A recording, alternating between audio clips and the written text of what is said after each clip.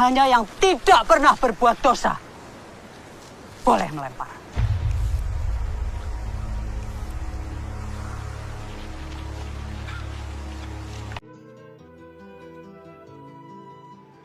Film Perempuan Berkalung Sorban diangkat dari sebuah novel karya Abidah El-Aliyeki. Pada video kali ini, kami ingin mengungkap feminisme yang tercermin dalam Perempuan Berkalung Sorban. Teori feminisme yang kami ikuti adalah menurut Ross di tahun 2003 yang menyatakan bahwa feminisme memandang perbedaan peran gender laki-laki dan perempuan.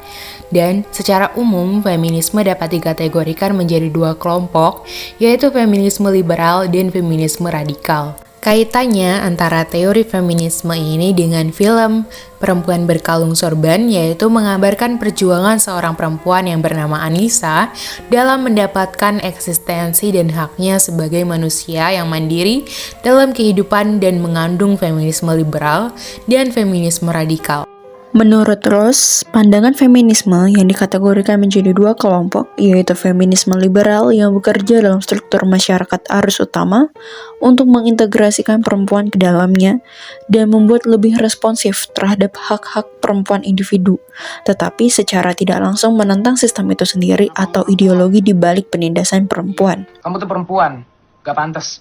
Gerakan hak pilih adalah contohnya. Karena maka Bapak putuskan yang jadi ketua kelas kalian adalah Farid. Di sisi lain, feminisme radikal memandang patriarki dan seksisme sebagai faktor paling mendasar dalam penindasan perempuan, melintasi semua yang lain dari ras dan usia hingga budaya, kasta, dan kelas. Menurut kelompok ini, perempuan tidak boleh bergantung pada laki-laki, tidak hanya dalam pemenuhan materi, tetapi juga dalam pemenuhan seksual. Perempuan Berkalung Sorban yang berkisah tentang perjuangan seorang perempuan bernama Anissa terkait keperbihakan seorang perempuan dengan laki-laki dalam bidang pendidikan dalam keluarganya. Dari film ini, ia berjuang melawan hilangnya hak-hak perempuan di keluarganya dan di antara anggota masyarakat. Ia memperjuangkan hak-hak perempuan dengan mengadu kepada keluarga dan tokoh agama.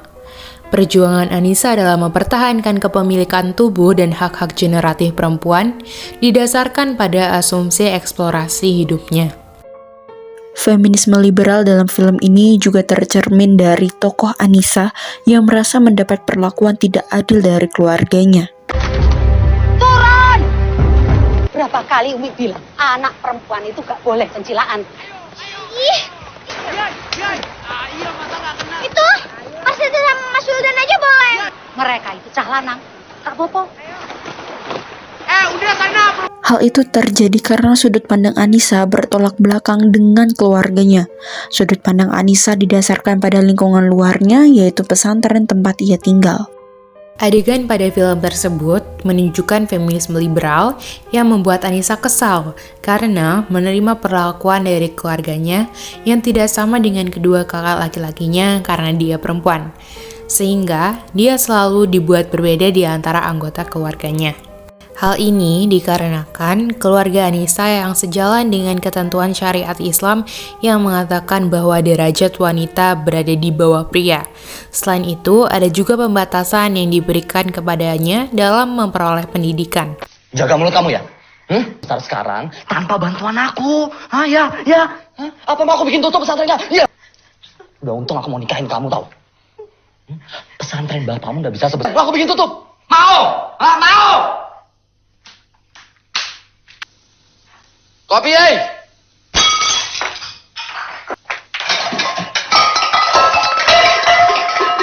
banting. Salat dulu yuk.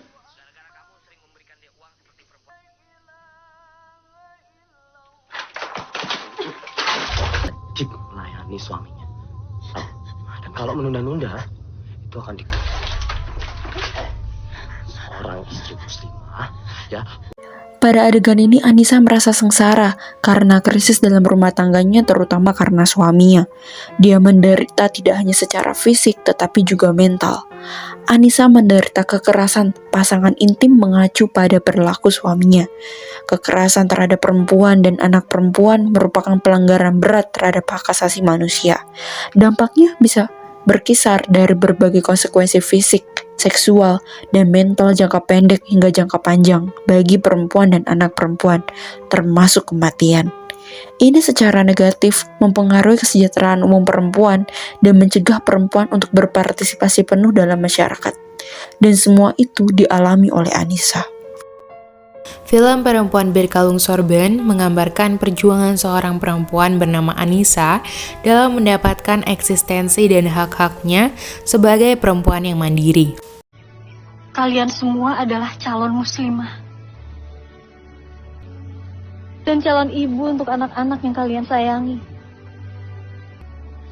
Calon istri untuk suami kalian tercinta. Tapi jangan lupa satu hal, bahwa Allah juga memberikan manusia kebebasan. Surga menurut janji Allah ada di bawah telapak kaki kita. Mau jadi apapun kalian nanti, pilihlah jalan Allah dengan rasa. Kita akan hidup dengan tenang dan tanpa rasa benci. Dan dengan hati yang ikhlas. Keyakinan inti feminisme adalah bahwa laki-laki dan perempuan harus diperlakukan sama dalam segala hal. Apapun yang diyakini seseorang, mereka tidak dapat menyangkal bahwa dalam masyarakat, perempuan cenderung memiliki hak dan kekuasaan yang lebih rendah daripada laki-laki. Di dalam Islam, feminisme dipandang sebagai upaya untuk melakukan penyetaraan dan perlakuan yang adil terhadap kaum perempuan sebagai makhluk Allah. Sebagian cendekiawan Muslim dan ulama berpendapat bahwa feminisme tidak menjadi masalah bagi Islam. Begitu juga pada Kristen, kalangan Protestan memahami segala bentuk kekerasan fisik maupun non-fisik, makro maupun mikro, bukan lagi sekadar pelanggaran hak asasi manusia, tetapi juga sebagai pelanggaran iman.